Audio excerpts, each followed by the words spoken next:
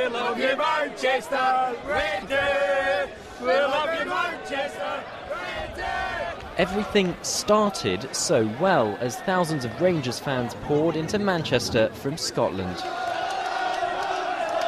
The temperatures were high, and so were their spirits. The atmosphere good-natured and carnival-like. Come afternoon, all they had to worry about was soaking up the sun, getting their hands on cheap drinks, and getting a good vantage point. 3 fan zones had been set up with big screens to show the match live around the city centre. This was the scene in Albert Square as excitement built ahead of the match. But just a few hundred yards away in Piccadilly Gardens, a technical problem with the big screen meant that 10,000 fans were unable to watch the game. Frustration and frayed tempers quickly turned into violence. It began with bottles being thrown at the screen. Then street battles broke out as angry supporters clashed with riot police.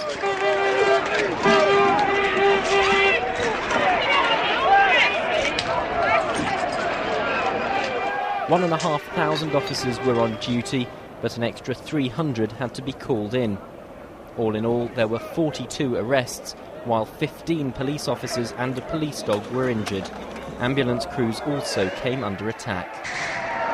Later in the evening, Rangers' 2-0 defeat would only make matters worse, and the violence continued.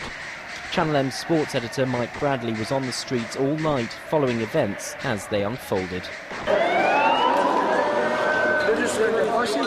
A minority of thugs have overshadowed what should have been a great occasion. It has been challenging for us, but we now have the situation under control.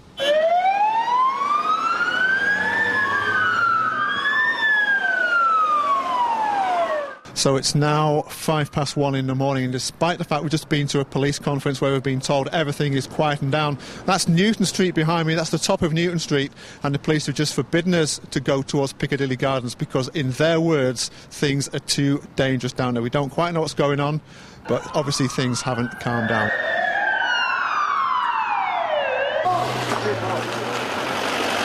What we were trying to do in Piccadilly Gardens when disorder broke out was obviously to minimise that disorder and to keep it under control. We had very few officers available to us at that time because we were dealing with lots of other things at the stadium around the city, and we used our officers as well as we could to keep it contained and to keep everybody in the city as safe as we possibly could.